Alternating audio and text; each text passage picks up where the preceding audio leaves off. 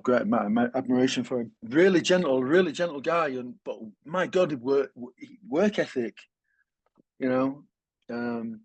Because I mean, we just did America. I mean, I've done America with him a couple of times, and he's done it the same way both times. He had the opportunity to, take it easy on the sleeper bus because he died. I mean, he died twice. They brought him back from the dead twice. And the last time it happened was that really really bad, and he recovered from that for the tour. And they're saying, well, gave him a bunk, give him a bunk on the bus, and he just wouldn't. He just wouldn't. He said, "No, I'm going with the guys." He's sitting in a fucking Sprinter van, right across doing that 8 or 9 hours a day in a Sprinter van. He wouldn't get on that bus. So he's staying with his boys. So I mean, I just really admire him. He's a really he's the real deal, this Kirk Brandon, and a great voice as well. Oh, his voice is amazing. Yeah. It's so unique. There's just nothing like that at all, is it?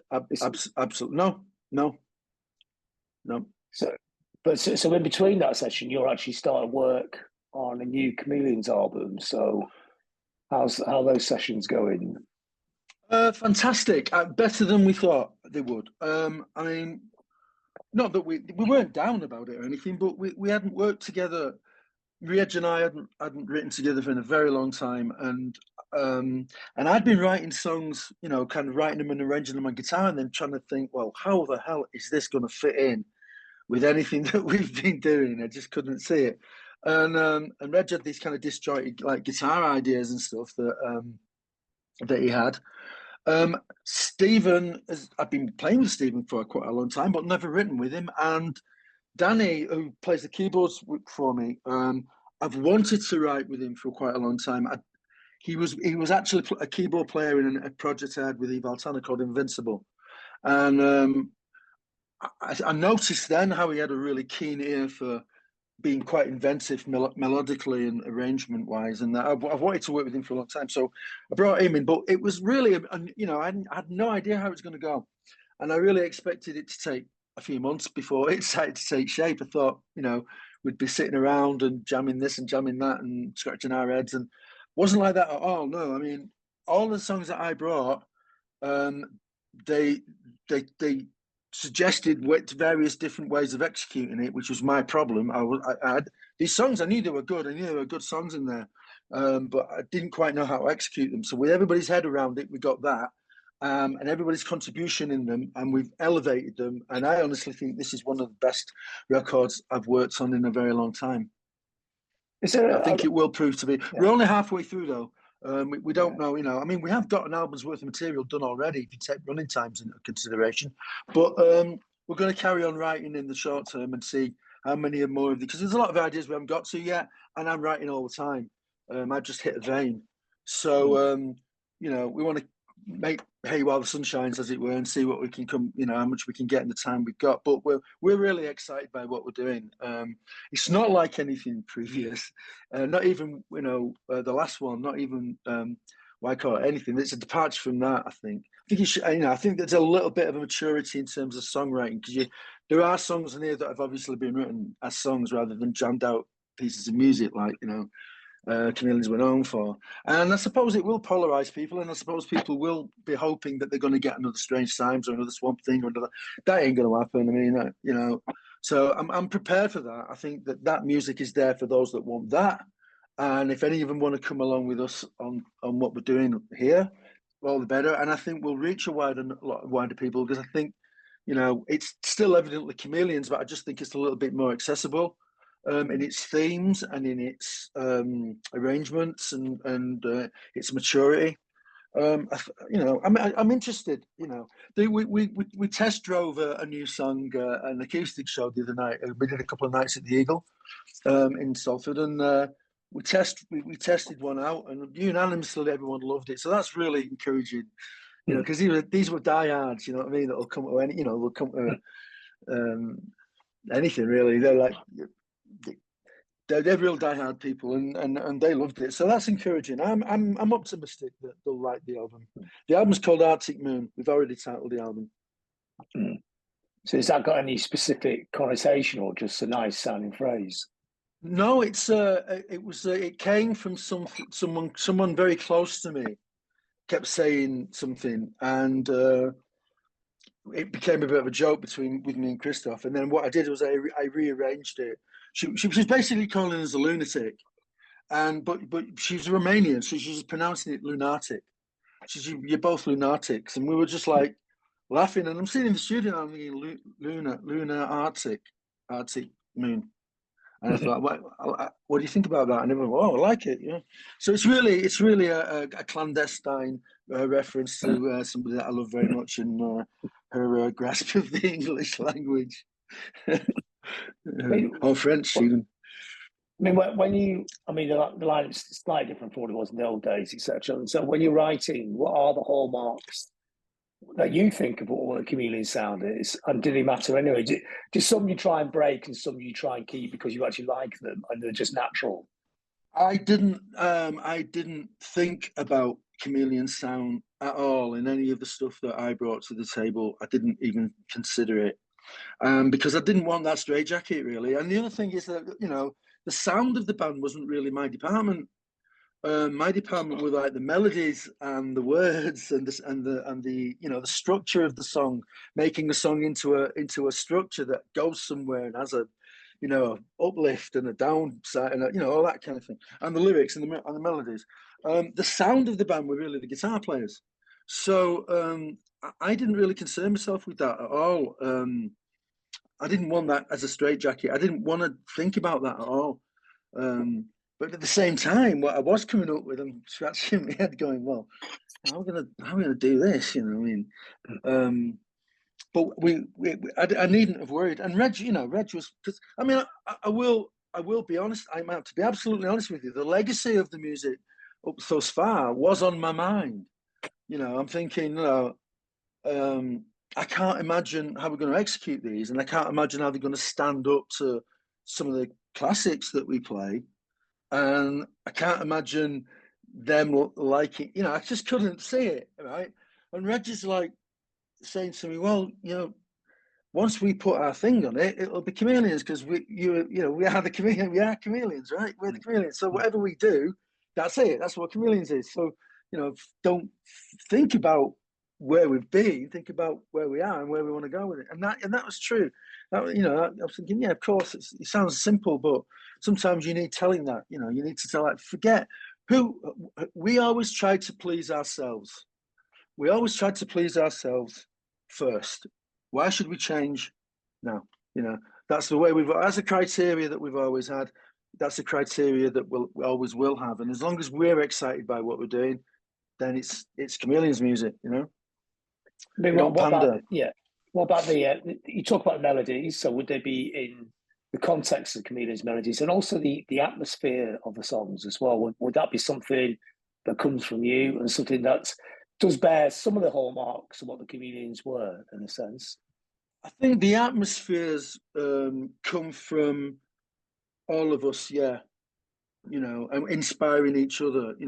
Like one of my favorite songs that we've done. We actually played at the Eagle. It's called "David Bowie Takes My Hand," and that was pretty much kind of. I came up with the melody and most of the structure on a guitar.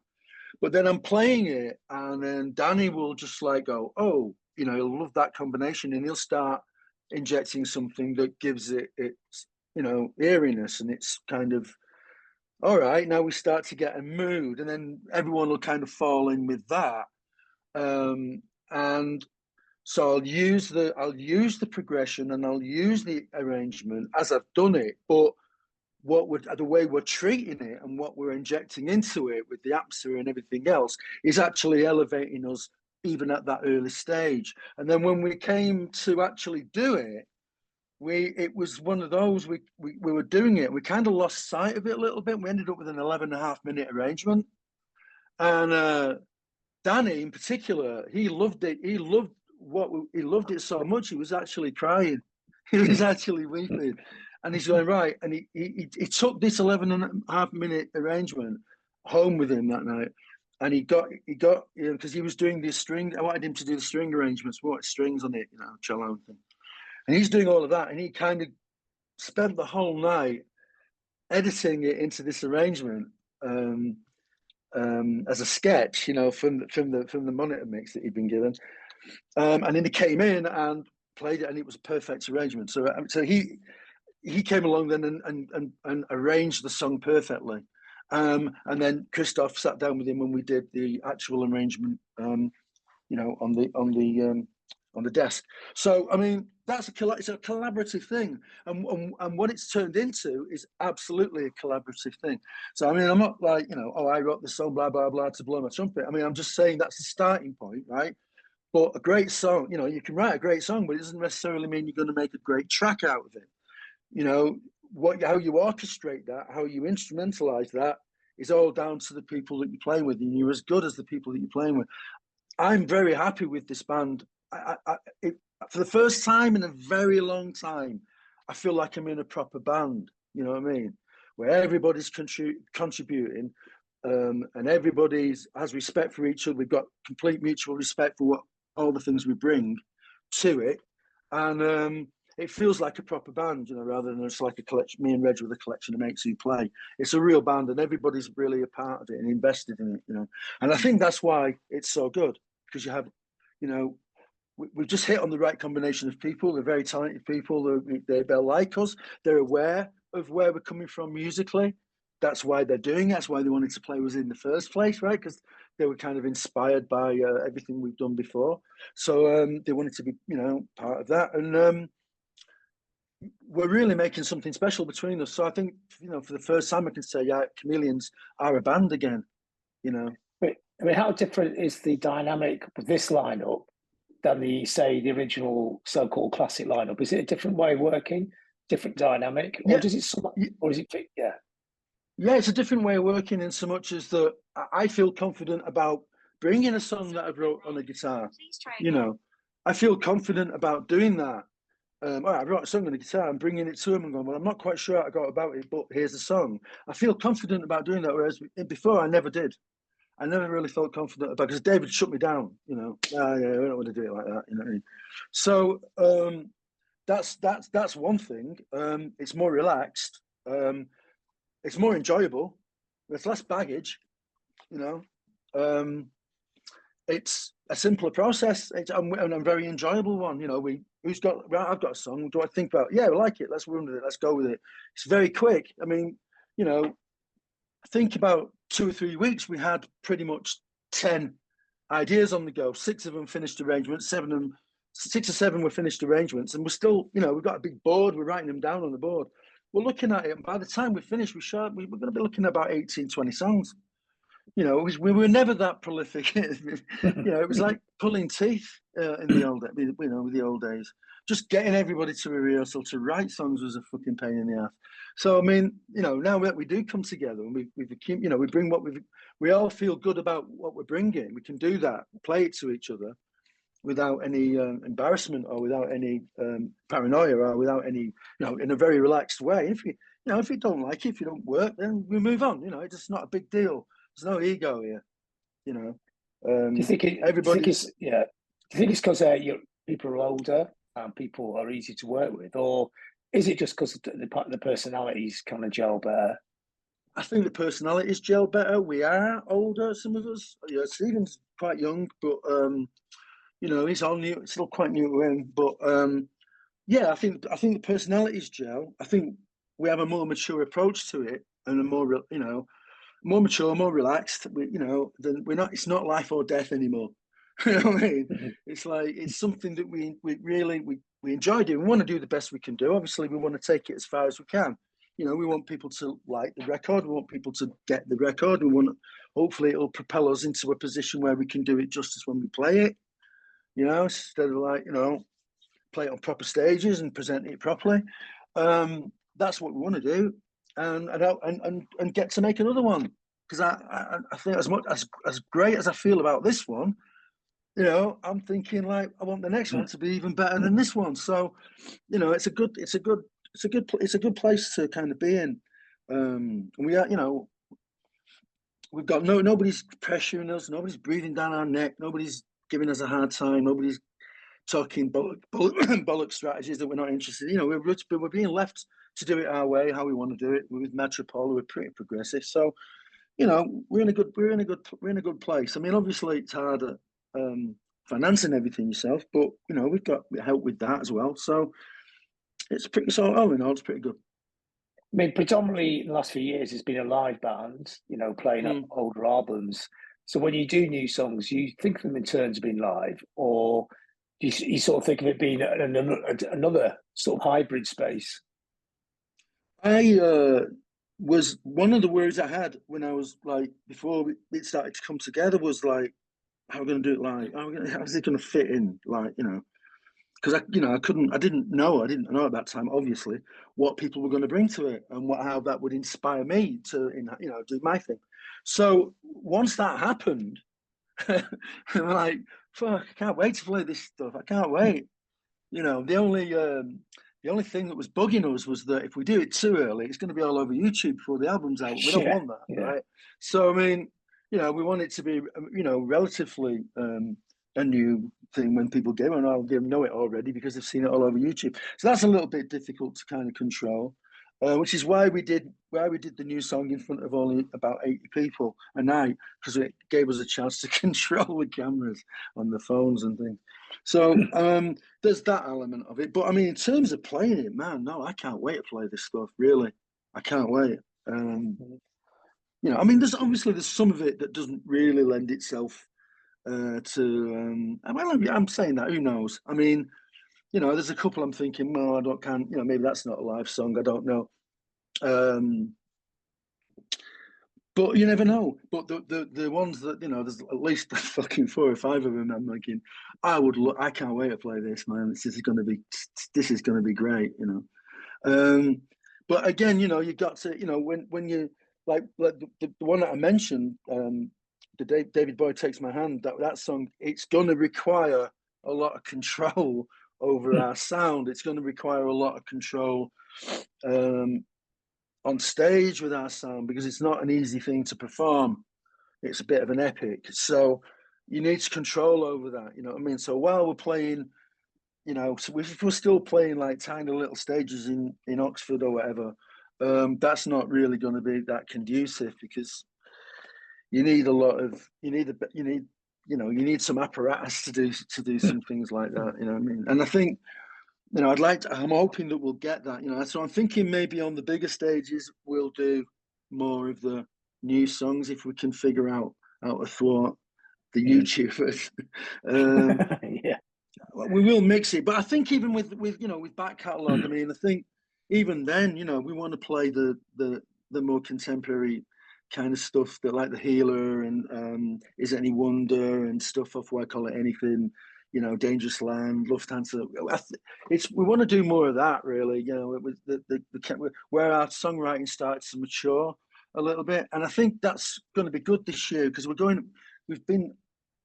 been roped in. I said I wasn't going to do this again, but they roped me in to do an album performance of Strange Times in the United States. So we never actually did it over there, and it was a big record there. So we're going to do that, and I think some of those songs will be good to do. Some of those songs pull, you know, into a mix set that we do now, rather than going back to Script to the Bridge all the time. Because quite frankly, I don't really want to play Paper Tigers next to some of this stuff. You know what I mean? It's like, you know, I've done it. It's done. I think Script to the Bridge is pretty much done. So, you know, I mean, obviously we'll play. You know, there's some songs on there I still enjoy playing. I like playing Escalator. I like playing View from the Hill.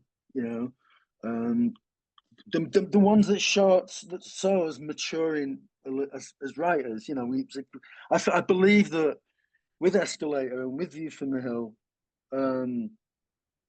there was a maturity there. There was a maturity starting to happen, and I think it carried over into the next one. What does anything mean? Although that became a bit of a contractual.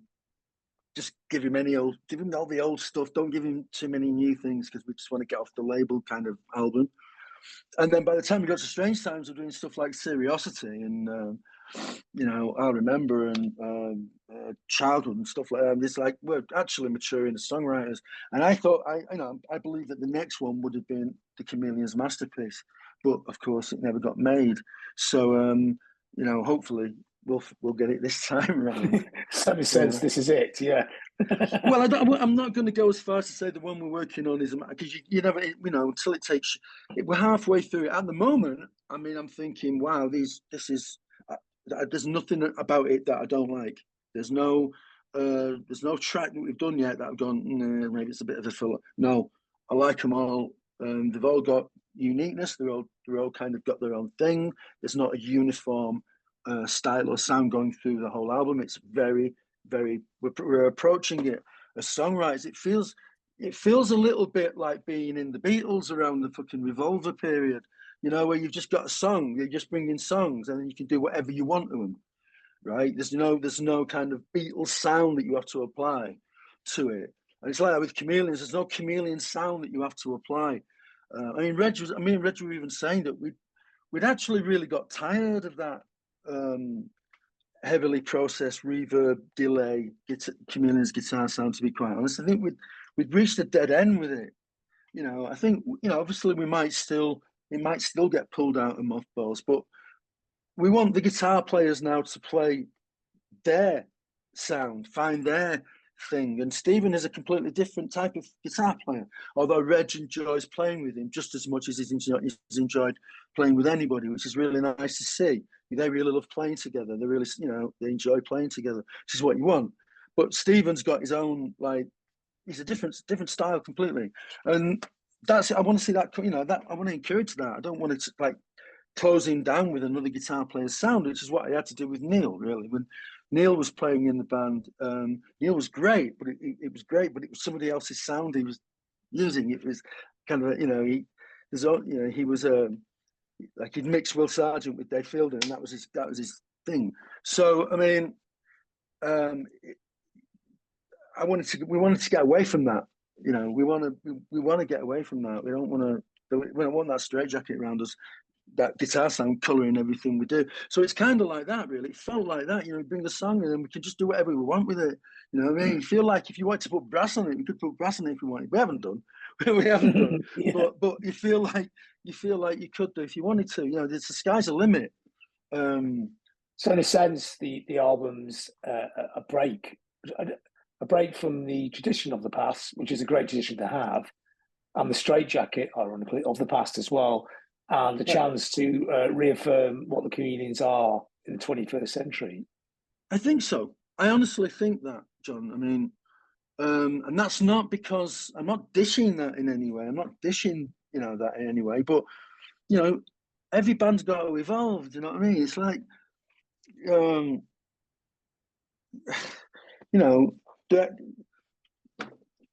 Beatles got to Sgt. Pepper. When you're out of Sgt. Pepper, they're not playing fucking "Love Me Do." It's like, you know, you've got to change, you've got to evolve, and if an audience really digs you, then they'll go with you. And I think that all the important elements are here, right? Which is, you know, Reg and I started writing together very early. Monkeyland, Second Skin, a lot of that came. Tears, a lot of that stuff came from, you know, Reg and I in particular. So that element of songwriting we've preserved it. So I mean, even though we might be writing in a different way or coming up with different styles and stuff like that, it's still very much us. And when you've got that, you've got an essence. Do you know what I mean? And we're not. And the other thing is, like, it wouldn't be fair I don't think we'd feel good about trying to emulate what Dave brought to this band because he's not in it anymore. You know what I mean? It's like it wouldn't feel right to us anyway. You know what I mean? Having somebody else do new material with that's his sound, and you took it with him, and good luck to him. You know, whatever he's doing, I have no idea what he's doing, but good luck, whatever it is. That's his guitar sound. We're not going to steal it for new. So I mean, you know, it's only right that we forge something a bit different. But the essence of the Chameleons are there because we're the writers. We were, you know, we were Reg and I were 2/3 of the writing team. So, and that's still there. So I mean, yeah, I mean, so ultimately, really, the actual songs are more important than the sound of the band, aren't they? I think so. Yeah. But that was that from day one.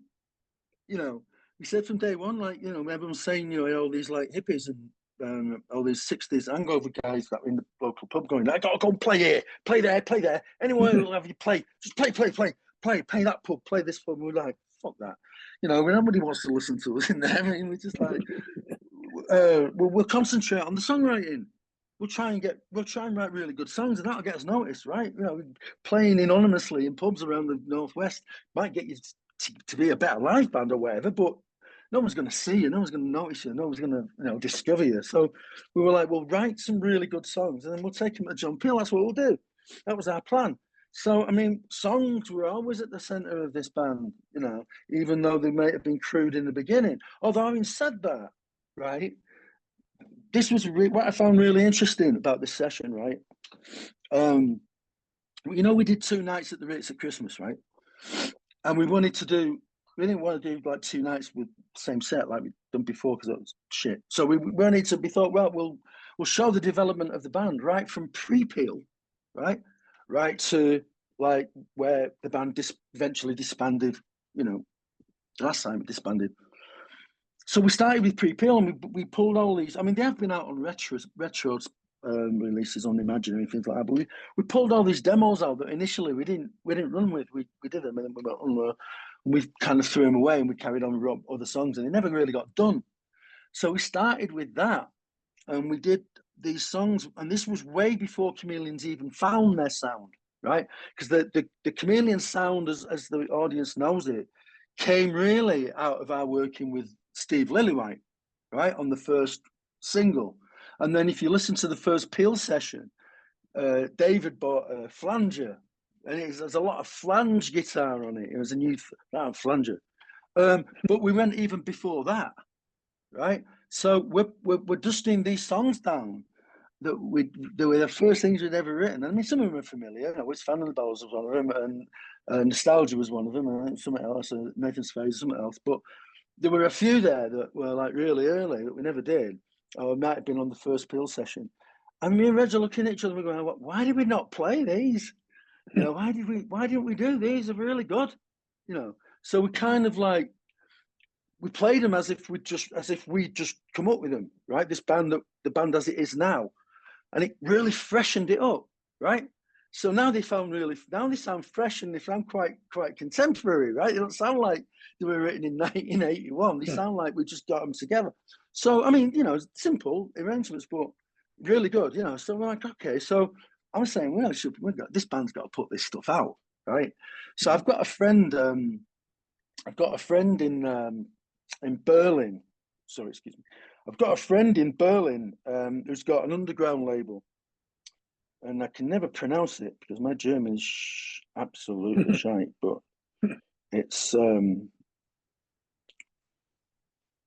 it called, the label? It's called Aufnahmen. What is it? Aufnahmen plus Weitergabe. Okay. Have you ever heard of it? Yeah. Aufnahme plus Weitergabe. And they're a vinyl label, and I got to meet Philip through Ina, this girl that I've been seeing. So I looked at, and he's a one-man band. He's like he does it all himself and everything, but he's built up quite a reputation. And he asked me, he said, I don't suppose there's any, you can't give us a Chameleons track for something. And I went, well, actually, we have done something. So I think he's going to put some of them out on the 12-inch as a limited. But the point is, by forcing us to go right back to the very beginning, before even that guitar sound we came up with it, before he got his 501 Space Echo, whatever it is, and Lillywhite and all that, before that, it was quite raw and it was just what was coming off our amps. We were just figuring it out. We were just writing stuff. And it forced us to go back to that. And as this band, and then as we do that, I think it was 6 tracks we started with, right, just to get the momentum of the studio going, right, to get us going in the studio. Then we went straight into the new ideas, right, and we took that into the new ideas. We took that into it rather than this, you know, big guitar sound legacy that the Chameleons are known for. We went right out to the beginning and started again. really. Yeah, And reconnecting with the soul of the band in a sense. yeah, exactly. So I thought, and that wasn't by design. That was just occurred to me that I'm thinking, hey, I could see it. I could hear it. I could see it, and I'm thinking that was really actually quite fortuitous that we did that. Because it's actually good for the record that we did that, and good for the band that we did that.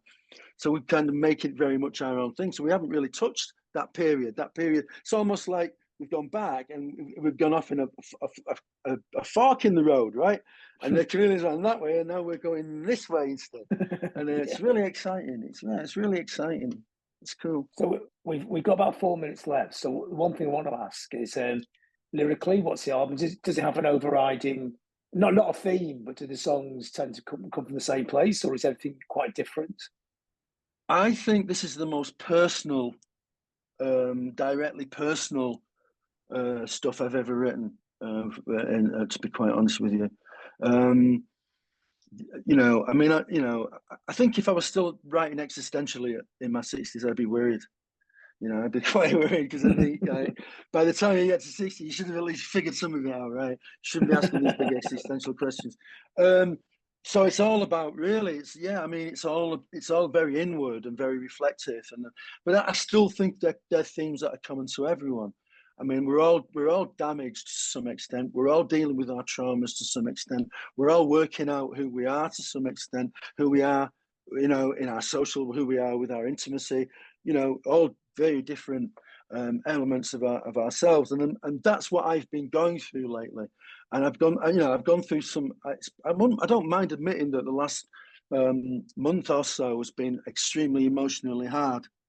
But having music to channel it into really taught me. It's taught me what people mean when they come up to me at shows and put their arms on and go, "Your music really helped me, man. It really helped me."